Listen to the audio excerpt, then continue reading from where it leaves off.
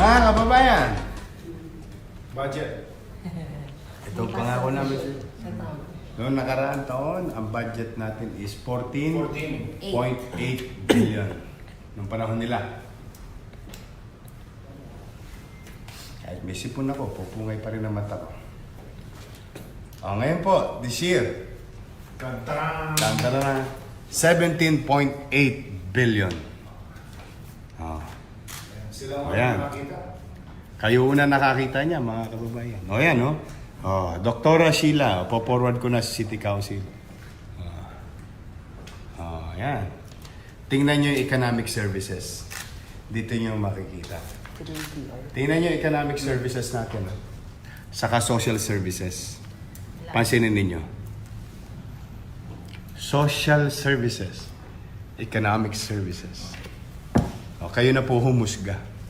Sino ang bida sa 17.8 billion na budget ng lungsod na aming proposal na gusto namin direksyon sa 2020? Sino ba nakikinabang sa social services? Sino ba nakikinabang sa economic services? First time in the history. Taong bayan. Almost 10 billion pesos out of 17 sa tao. Ayan, hindi naman pwede ikubli. Tsaka ipapublish naman yan pag na-aprobahan na ng Konseho ng Manila. Swerte lang kayo, mga kababayan. May draft na copy. Ayan, pwede nyo na i-grab. That's your budget. Ano ang tawag ng package na yan? Di ba? Kaya makikita ninyo talaga. Social services, 48%. Mamaya manghingi na yung media sa atin. Amelioration package. Social amelioration. Stimulus package. Taong bayan. Direkta sa tao. Yung pinangako natin sa kampanya. Di ba ano sabi ko sa kampanya? Reflective ngayon sa budget mo. Tao muna, bago kalsada. Ito yun. Kasi in 2019, wala tayong magagawa doon. Budget pa ng luma yun. Ito, sila 14.8 lang budget. At tayo 17.8.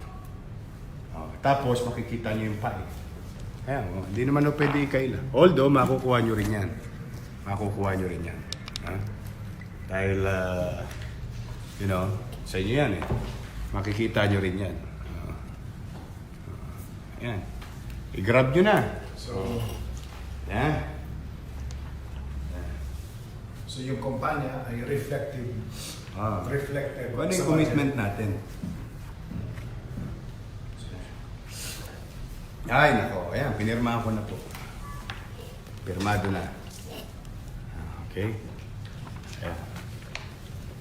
Tingnan ninyo. Kung pinagpabukas ko pa yan.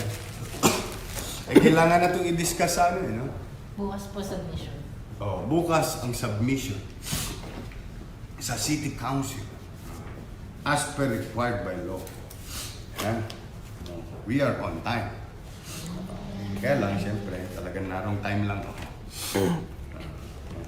Nag-comment na isang reporter, i-press release ko na raw po.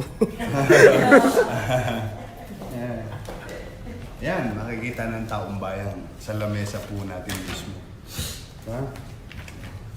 Nakalayan nyo, hinihintay ko lang, bumibili lang ako ng oras. Para sa inyo, na dito, manatili muna kayo rito, manood. What are the chances? What are the chances?